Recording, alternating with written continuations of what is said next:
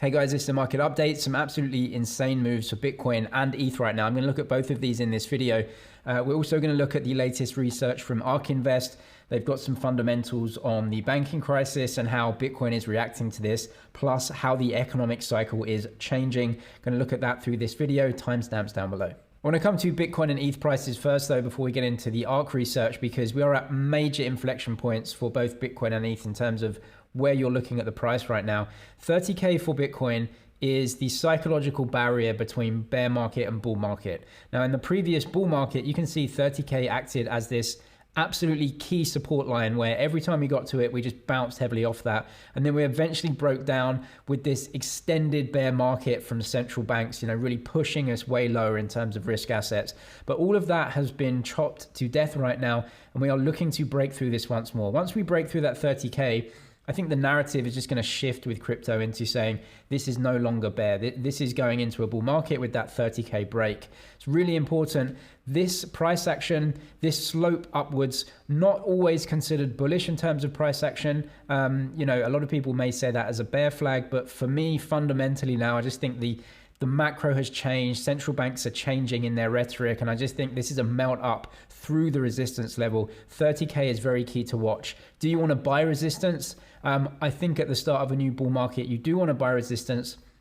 And the macro has changed, in my opinion. Liquidity has changed, in my opinion. That's what matters for BTC. We'll look at the potential recession later on in this video.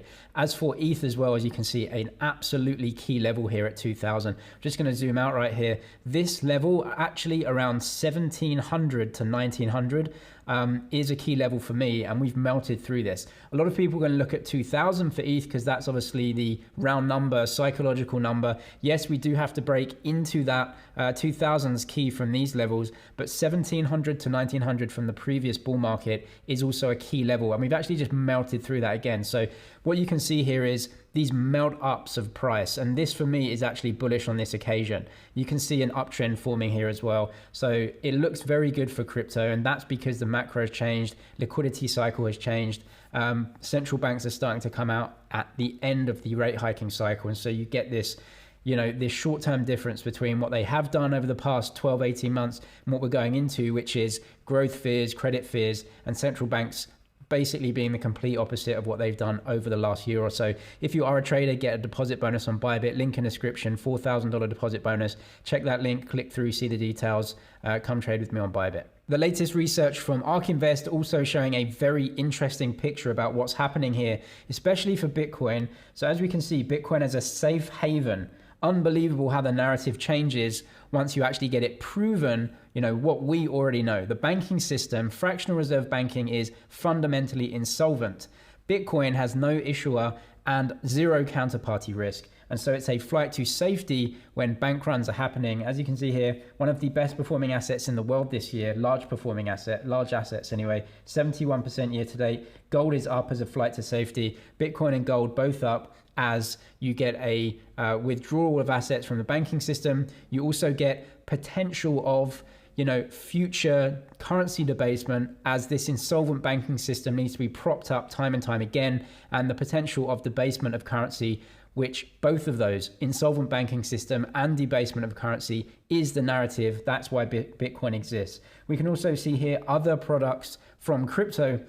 For example, stablecoins like USDC, it depegged over this event because of the insolvent banking system. Banking system doesn't have your reserves there if you want them, but crypto does. That is an issue, and that's why I believe crypto is being choked off in the States, is because they understand that the flow of assets from the insolvent banking system into crypto would completely destroy the banking system in the States. They have to choke it off in order to manage the decline slowly rather than a very instant decline, which would bankrupt the whole thing. So I think that is what is happening right now. The slow and steady but very sure progress towards people moving their money out of banking systems into the crypto space because of the safety that it brings. Instant settlement and zero counterparty risk if you're holding Bitcoin or ETH. Not so for these dollar stablecoins because they hold money in banks. And so this has to be worked out over time.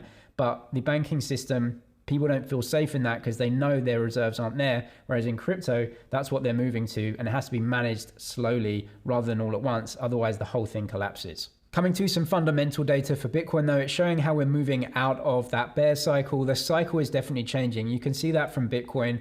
The macro is changing as well. Bitcoin is, a yardstick for what's happening in the macro essentially. So we actually have moved above the 200-week moving average, which typically is a signal of essentially a bear market low moving into a new phase or a new bull market. So as you can see here, this marks the longest period in history which Bitcoin remained below its 200-week moving average. Now, these three areas in red were absolutely amazing buying opportunities for long-term investors. Each time we come into this, it's essentially a bear market low because we have a secular uptrend in Bitcoin, right? 14-year secular long-term uptrend because the network is fundamentally growing. So that's the first thing. Then you have these cycles, economic cycles and Bitcoin cycles, which force the price up and down. Once you understand that, you take these red zones as opportunities to buy. I actually go through this in my, I made these videos for the crypto course here, Bitcoin on-chain, macro opinion, and cyclical versus secular markets. As long as you understand then, these 70% drawdowns become opportunities and not a time to worry. I'll leave the crypto course linked in the description. I make updates for free for existing users over time. There's now 300 videos here in private Discord groups, which I'm in. All my trades and my portfolios in there as well. So if you want to check it out, link in the description. But the cycles are so clear, and it looks like anyway, we're moving to a different part of the cycle now, which is typically seen, the price rise into new bull markets. Talking fundamentally about Bitcoin as well, not just the price, but you look at the fundamentals here. This is Bitcoin transactions, and it suggests a new higher network activity. So as you can see here, the number of transactions in the Bitcoin network has reached over 250K consistently this year. From December 2022 to March this year, transactions rose by 34%, while price rose proportionally by 36%. What I want to look at here is the fundamental of a higher low. So the green line, the transaction count absolutely peaks during bull markets, but during a bear market, you want to be seeing an uptrend here. You want to see higher lows. A trend is a higher low. Well, at least we're getting higher lows here where, Bitcoin transactions, drop off, but this was a higher low than previous. That's good because it shows us that this network is fundamentally useful. As long as people are still flocking to this network to show that it's actually useful for storing value over time, or they're just more interested, more people, then that is obviously the fundamental secular trend that you can invest in and take advantage buying more in the cyclical down markets where the prices are lower. I want to show you the Ethereum data as well because it shows the same thing, a secular growth market. You can see here the amount of daily transactions during this bear market is extremely robust. Previous bear markets much lower than this one. Now Ethereum is scaling as well. It's been scaling through the whole bear market. So you now have layer 2 networks like Optimism, Arbitrum, Polygon, ZKVM, many more layer 2 networks which are taking transactions off the base layer. So let's call it 1,000 transactions on the layer 2. They bundle them up and post them as one transaction down on the layer 1.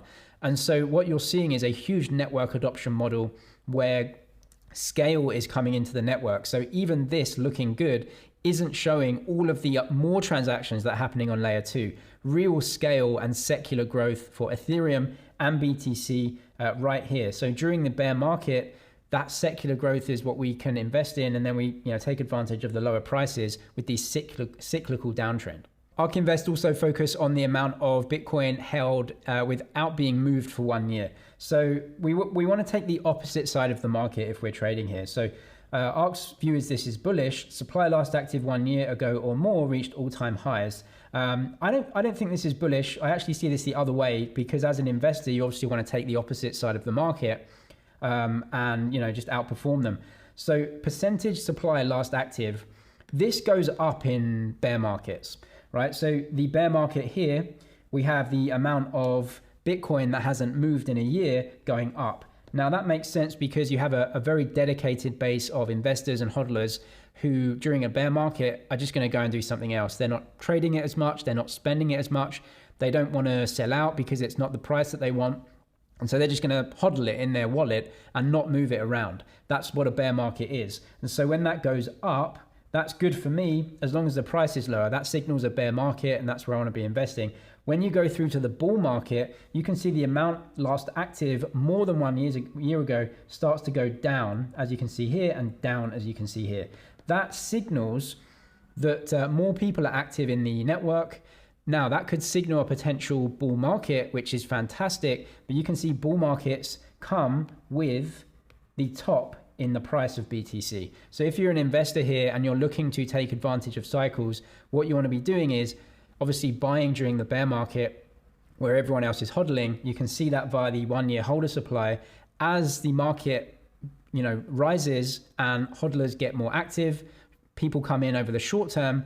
That's when you can think, do I want to take profits here? Have I made a good return? If you are a short-term trader trying to take advantage of cycles. So we can use something like this to our advantage, not just the price action, but also fundamental like 1 year holder supply. When more people are coming into the market shorter term, that could signal potential, overheating part of the bull market. And you just want to, keep this in mind when you are trading, if you are trying to take advantage of short-term cyclical movements. Coming to the bad news though, which is the economy, which is clearly going into a recession right now. All the data is proving that. PMIs have come in extremely soft. We saw employment data just start to come in soft yesterday, which was the JOLTS figure, under expectations. All of these figures were above expectations for so long. Now they're all coming in below expectations. The start of the recession. Now it's going to be decided after the fact that this was a recession, especially if unemployment starts to tick up, which is expected maybe over the next 6 months.